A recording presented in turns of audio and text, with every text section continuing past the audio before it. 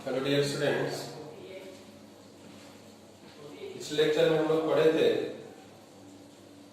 Coulomb's law के बारे में कि जब भी कोई दो चार्ज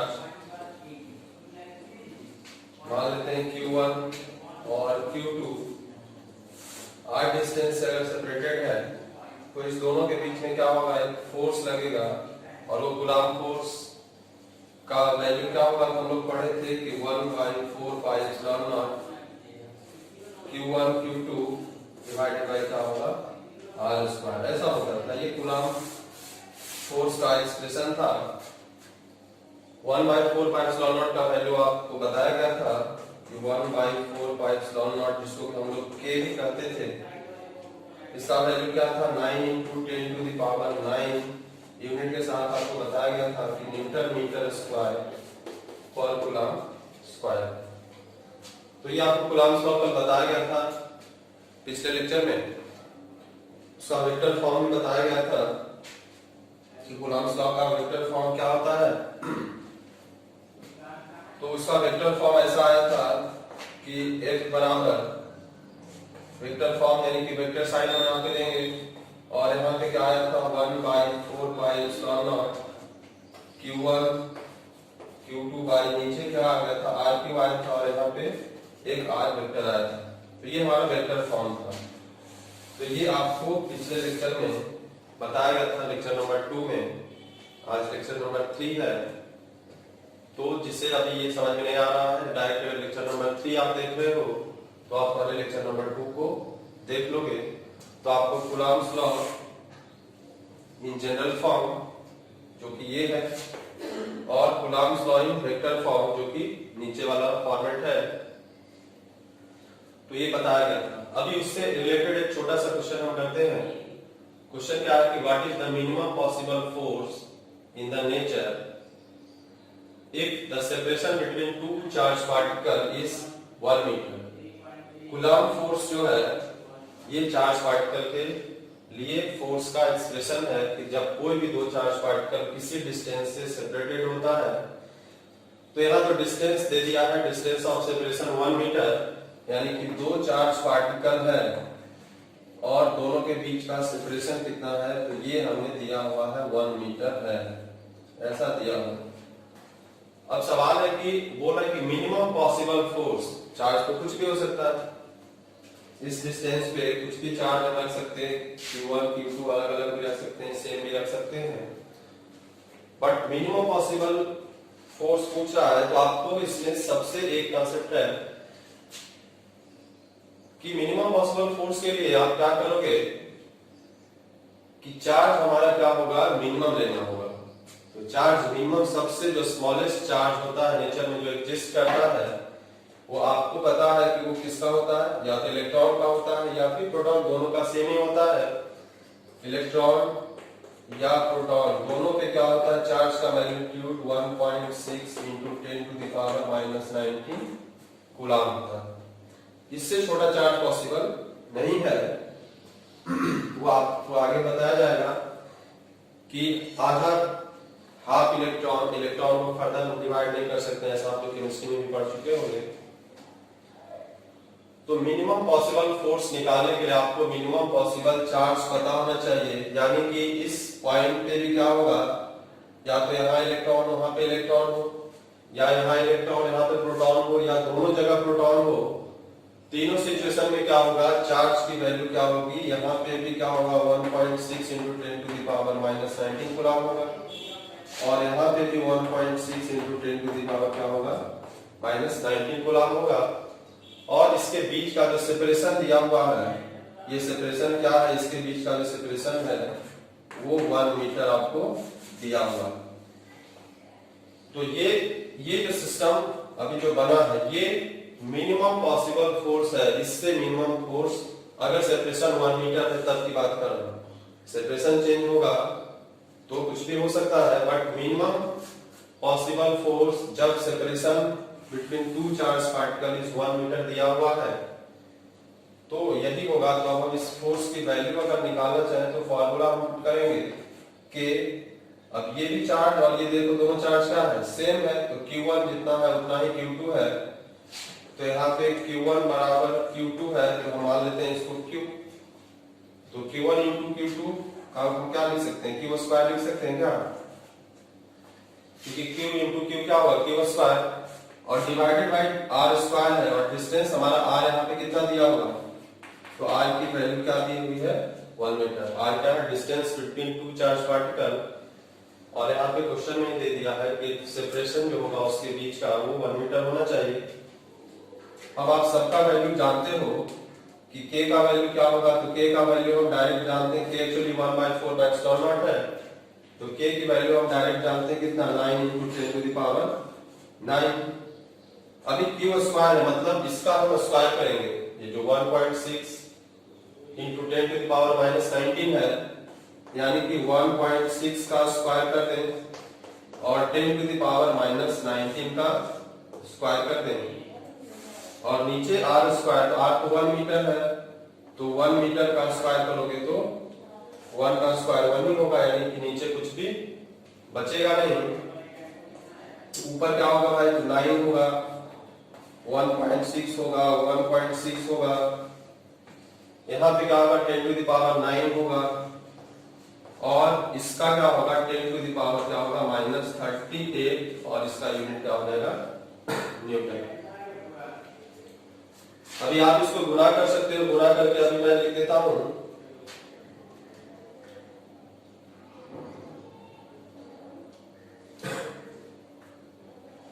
तो इसका वैल्यू आ रहा है, इसको 1.6 को गुणा करने पर आ रहा है 23.04 इंटू, अब देखो 9 यहाँ पे पॉजिटिव है, 38 निगेटिव है, तो कितना बचेगा, 10⁻⁻29 न्यूटन। तो ये हमारा मिनिमम पॉसिबल फोर्स होगा अगर सेपरेशन, यहाँ पे 29 है, इसको आप ध्यान दोगे, यहाँ पे क्या है, 29 है, तो ये हमारा मिनिमम पॉसिबल फोर्स होगा दो चार्ज पार्टिकल के बीच अगर सेपरेशन 1 मीटर है। सेपरेशन कुछ और होगा तो हमारा मिनिमम फोर्स कुछ अलग हो सकता है, क्योंकि ये R स्क्वायर पे सेपरेशन डिपेंड कर रहा है।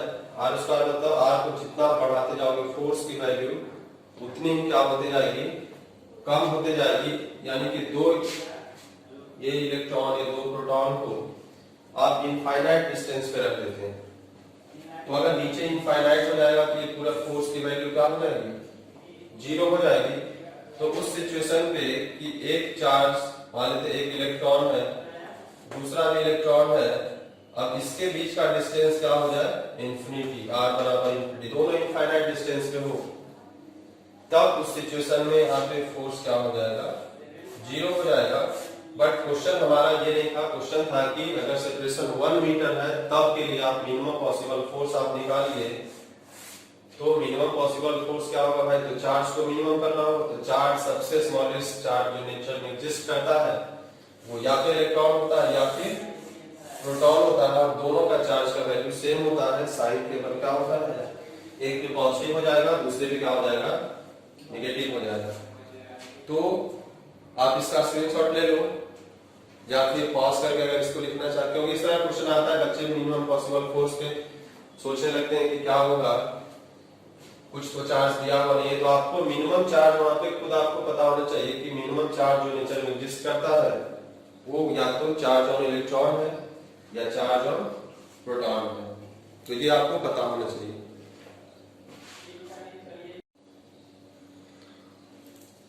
इस क्वेश्चन के बाद कूलॉम लॉ पे जो एक छोटा सा क्वेश्चन हम किए, उसके बाद जो हमारा नेक्स्ट टॉपिक है वो है इलेक्ट्रिक फील्ड। इलेक्ट्रिक फील्ड नाम से आपको क्या लग रहा है, इलेक्ट्रिक मतलब चार्ज से रिलेटेड है, और फील्ड का मतलब क्या होगा, एक रीजन। फील्ड का मतलब क्या होगा, एक रीजन, मतलब क्या होगा कि कोई भी चार्ज पार्टिकल कहीं पे है, मान लेते हैं कहीं पे कोई एक चार्ज पार्टिकल है Q, तो इसके आसपास का एरिया जहां पे क्या कर सकता है, ये अगर इसके आसपास कोई चार्ज आ जाए तो टू चार्ज सिस्टम हो जाएगा, और तब वो इस पे क्या करेगा, फोर्स लगा सकता है। जैसे आप एक छोटा सा बात समझे, आप लोग मैग्नेटिक फील्ड के बारे में पहले पढ़ चुके होंगे, 10th में। 12th में भी काफी डिटेल में पढ़ना है, बट अभी नहीं, काफी दिनों बाद।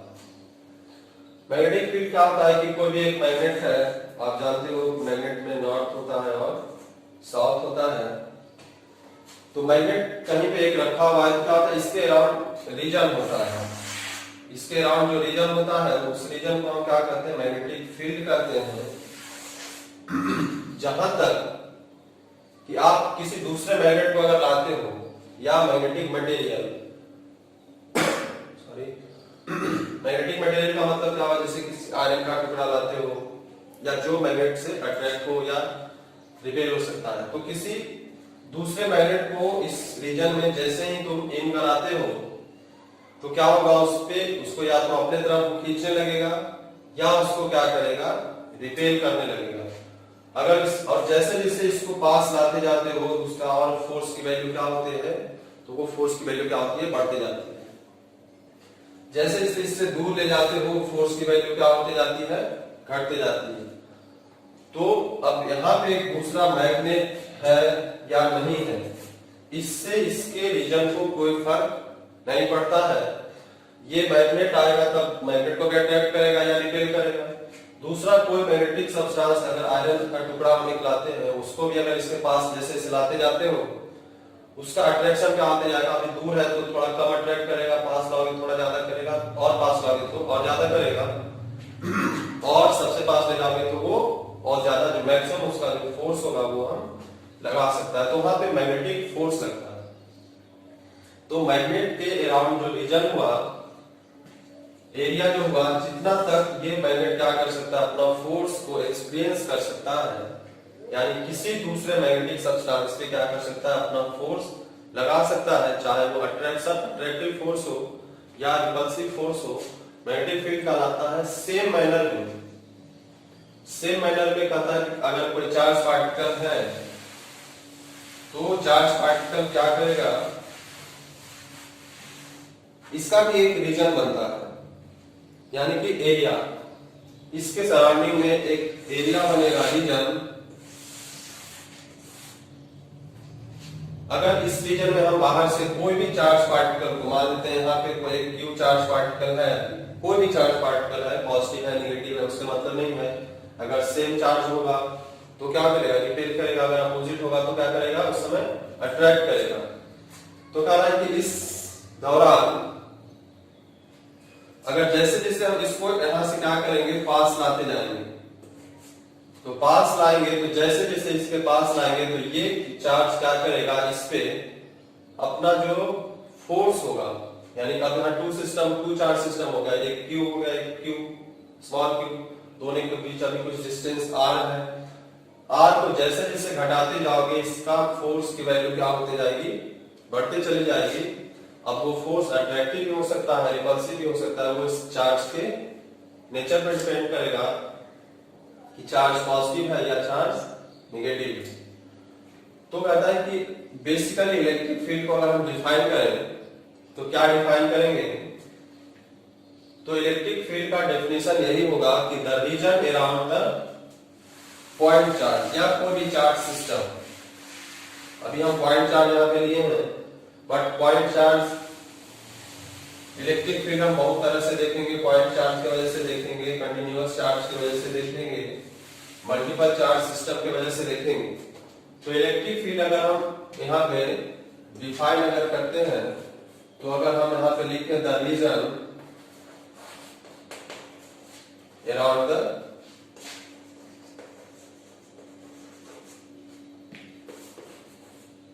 the charged particle up to which the region around the charged particle up to which the electrostatic force can be experienced, या कूलम्बिक फोर्स उसको लिख सकते हो, up to which the electrostatic, उसी को इलेक्ट्रोस्टैटिक फोर्स भी कहते हैं, उसी को आप कूलम्बिक फोर्स कह सकते हो। Electrostatic force can be experienced, can be experience. तो ये हमारा इलेक्ट्रिक फील्ड का एक डेफिनेशन हुआ। अभी हम ये रीजन एरिया के फॉर्मेट में हम अभी डेफिनेशन दिए। दूसरा एक और डेफिनेशन इलेक्ट्रिक फील्ड का होता है, और वो क्या होता है, वो होता है फोर्स के टर्म में।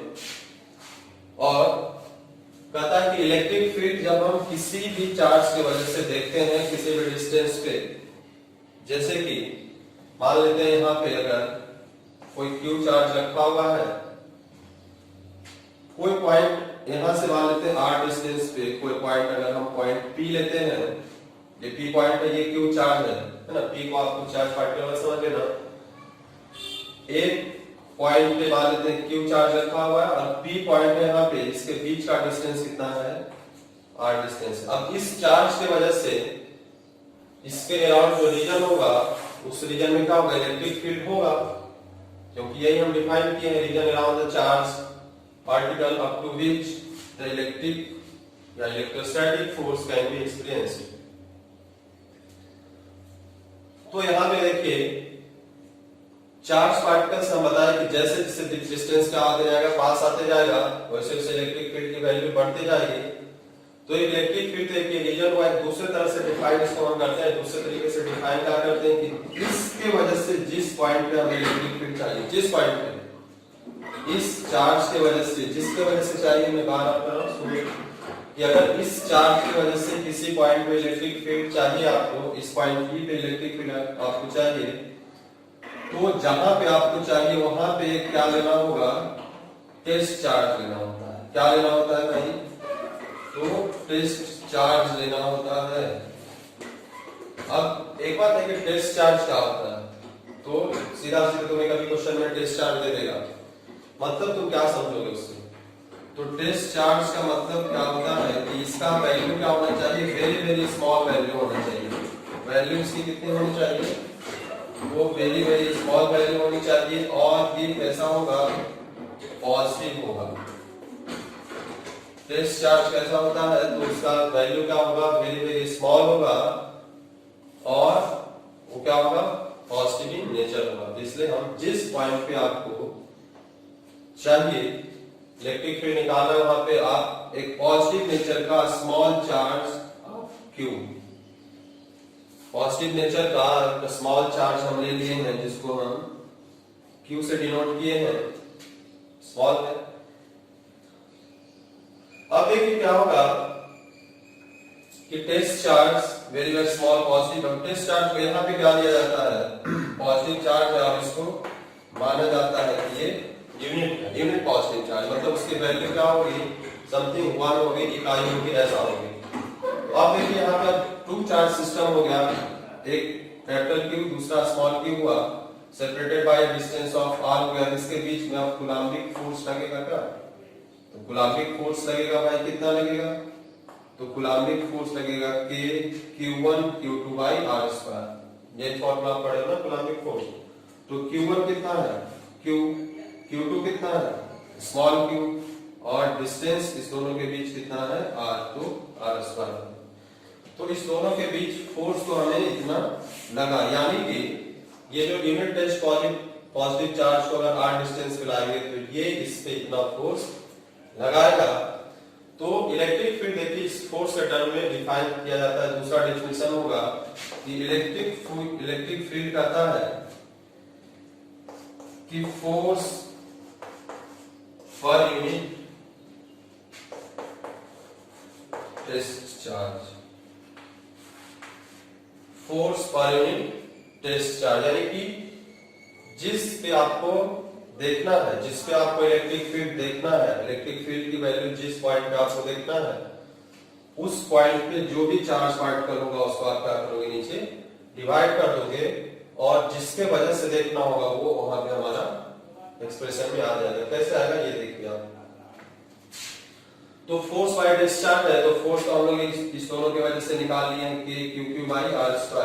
अब यहाँ पे हम पुट कर देंगे कि Q बाई r², और डिवाइडेड बाई क्या है, टेस्ट चार्ज। तो टेस्ट चार्ज हमारा क्या है, ये Q, स्मॉल q जो है, स्मॉल क्यू यहाँ पे क्या है हमारा टेस्ट चार्ज है।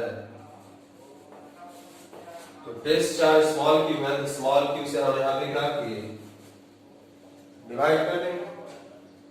तो डिवाइड कर देंगे तो देखिए आपको कुछ यहाँ पे कटता है, इस स्मॉल क्यू से ये स्मॉल क्यू कट जाएगा और फाइनली जो हमारा ई का वैल्यू जो आएगा तो ई बराबर सीधा सीधा आएगा के क्यू बाई आर।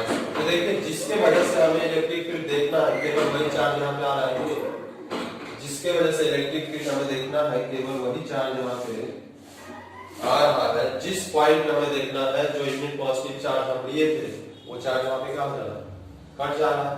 तो इलेक्ट्रिक फील्ड की वैल्यू हम ऐसा भी लिख सकते हैं, आपको अगर k का वैल्यू पुट कर देना है तो आप ऐसा भी लिख सकते हैं E बराबर 1/4 Q बाई R स्क्वायर।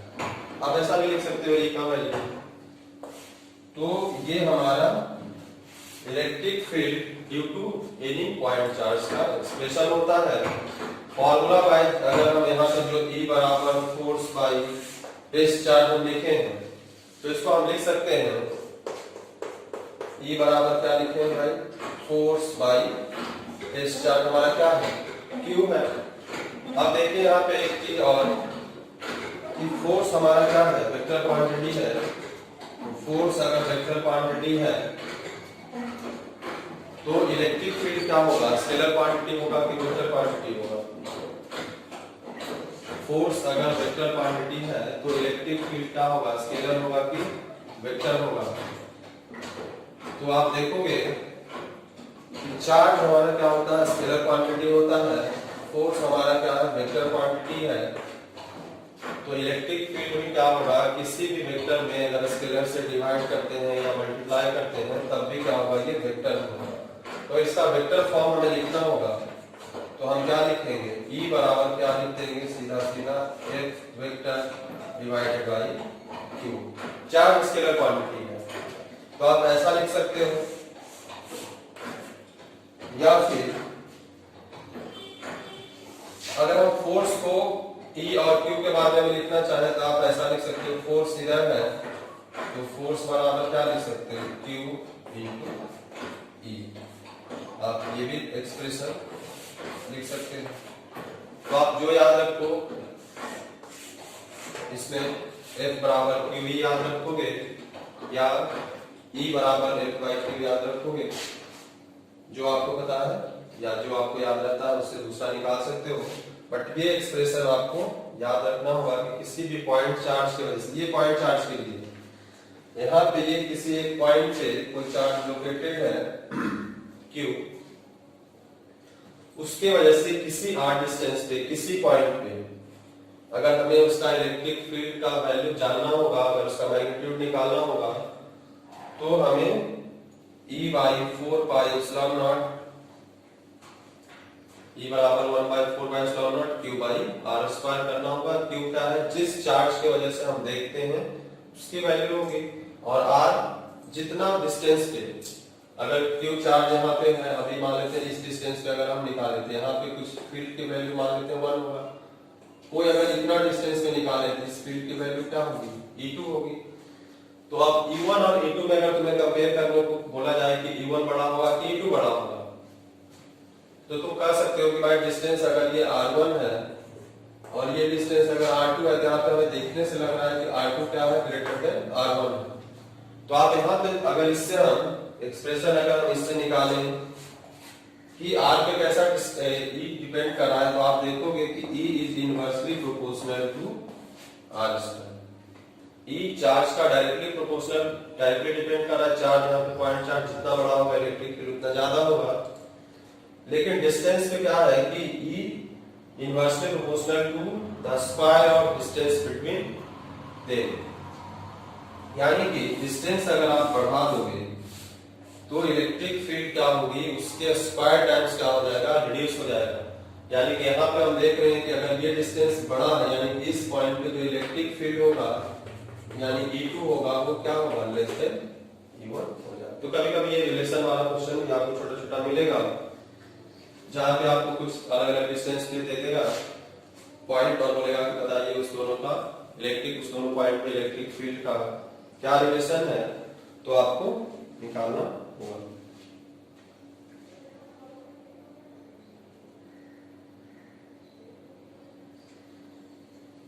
तो ये हुआ हमारा expression electric field due two point charge. अब कहता है कि electric field due two point charge, electric field भी हमारा क्या है, वेक्टर क्वांटिटी है। इसको अगर हमें लिखना होगा, इसको मैं मिटाता हूं, इसको स्क्रीनशॉट लेना है तो आप ले लीजिए, या पॉज करके लिखना है तो लिख लीजिएगा। अब देखिए कुछ रिलेशन है जो हम देखते हैं।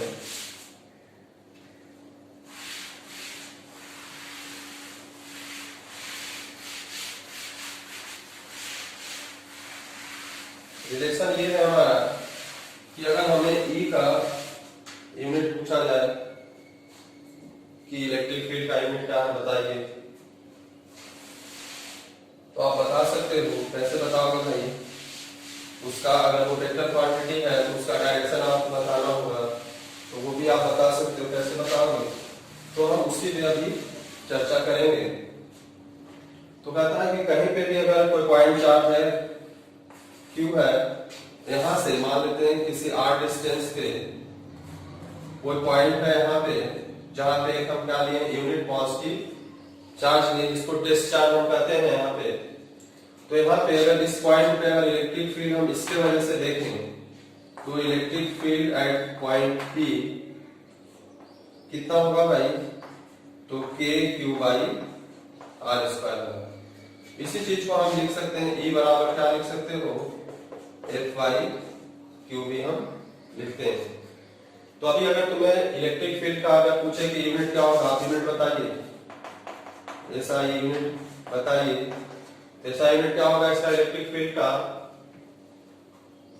तो आप देखोगे यहाँ पे ऊपर फोर्स है और नीचे क्या है, चार्ज है। तो फोर्स का ऐसा यूनिट क्या होता है, ये सबको पता होता है कि फोर्स का ऐसा यूनिट क्या होता है, न्यूटन। और चार्ज का ऐसा यूनिट क्या होता है, वो होता है कूलम। तो इलेक्ट्रिक फील्ड की यूनिट क्या हो जाएगी बाबू, तो आप लिखो उसको न्यूटन पर कूलम। दोनों कैपिटल लेटर होगा क्योंकि दोनों नाम है, तो नाम का पहला लेटर कैपिटल होगा। तो न्यूटन पर कूलम आप ऐसे लिख सकते हो, या किसी को मन होगा तो ऐसे भी लिख सकता है, न्यूटन पर कूलम। तो ये हमारा इसका क्या हुआ, ऐसा यूनिट हुआ। अब इलेक्ट्रिक फील्ड के डायरेक्शन की बात आती है कि अगर ये वेक्टर क्वांटिटी है, इसका मैग्नीट्यूड तो ये होगा KQ/R², ये तो मैग्नीट्यूड हो जाएगा, बट डायरेक्शन किधर होगा, है ना? डायरेक्शन किधर होगा, किस साइड लेना होगा। तो कहता है कि डायरेक्शन के लिए यहां पे है कि अगर कोई पॉइंट चार्ज पॉजिटिव है, अगर कोई पॉइंट चार्ज क्या है, पॉजिटिव है, तो वहां से आप समझो बात को कि ये पॉजिटिव चार्ज इस पॉजिटिव को क्या करेगा, अट्रैक्ट करेगा या रिपेल करेगा, क्या करेगा? डायरेक्शन इसका इसी से आएगा, आपको पता होना चाहिए, डायरेक्शन इसका इसी से आएगा। तो आप समझो कि ये अगर अभी यहाँ पे Q पॉजिटिव है और टेस्ट चार्ज जिस पॉइंट पे हमें इलेक्ट्रिक फील्ड निकालना है वहां तो पॉजिटिव ऑलवेज होगा ही, स्मॉल पॉजिटिव चार्ज ही लेते हैं हम टेस्ट चार्ज। तो इसके वजह से यहाँ पे ये भी पॉजिटिव, ये भी पॉजिटिव, तो ये इस चार्ज को क्या करेगा, तो इस चार्ज को क्या करेगा, रिपेल करेगा इस डायरेक्शन में। तो जिधर फोर्स का डायरेक्शन होगा, इसके वजह से ये इसके फोर्स किधर लगाएगा, उस डायरेक्शन में लगाएगा। तो अगर ये पॉजिटिव है तो ये क्या कर रहा है, फोर्स का डायरेक्शन इसका अपने से क्या है, दूर है, तो वही इसका क्या हो जाएगा, फील्ड का भी क्या होगा, डायरेक्शन होगा। तो ये r डिस्टेंस पे पॉइंट यहाँ कहीं पे हो सकता है, तो जिधर भी होगे, बट लेकिन वहां से क्या होगा, इलेक्ट्रिक फील्ड का जो डायरेक्शन होगा वो क्या होगा, आउटवर्ड होगा फ्रॉम पॉजिटिव चार्ज। आप कितना भी बना सकते हो इसको। दूसरा सिचुएशन है कि अगर ये चार्ज हम निगेटिव ले लेते हैं। पहला सिचुएशन तो ये हुआ कि अभी ये चार्ज कैसा था, पॉजिटिव था, सॉरी। दूसरा सिचुएशन है कि ये चार्ज अगर हम निगेटिव ले लें, तो निगेटिव ले लें। अब इसके वजह से यहाँ पे हम इलेक्ट्रिक फील्ड अगर देखेंगे तो इलेक्ट्रिक फील्ड वहां पे जब हम देखेंगे तो ये निगेटिव है, ये पॉजिटिव है, तो यहाँ पे फोर्स की डायरेक्शन क्या होगी, तो ये निगेटिव इस पॉजिटिव को क्या करेगा, अपने तरफ क्या करेगा, अट्रैक्ट करेगा। तो फोर्स का डायरेक्शन क्या होगा, समथिंग ऐसा होगा। तो जो फोर्स का डायरेक्शन यहाँ पे होगा वही हमारा क्या होगा, इसके वजह से फील्ड का डायरेक्शन होगा। यानी कि अगर हम निगेटिव चार्ज कहीं बनाते हैं, कहीं पे मान लेते हैं कि निगेटिव चार्ज है यहाँ पे, तो निगेटिव चार्ज जब होगा तो उसके वजह से अगर हमें इलेक्ट्रिक फील्ड का डायरेक्शन बनाना होगा तो डायरेक्शन क्या होगा, तो ये क्या होगा, अंदर की ओर आ रहा है, ये देखिए चार्ज की तरफ जा रहा है। तो चार्ज की तरफ अगर इधर से आ रहा है तो अगर इधर पॉइंट हमारा होता तो इधर से आता, इधर पॉइंट होता तो इधर से आता, इधर पॉइंट होता हमारा तो इधर से आता, इधर पॉइंट होता तो इधर से आता। यानी कि क्या हो रहा है,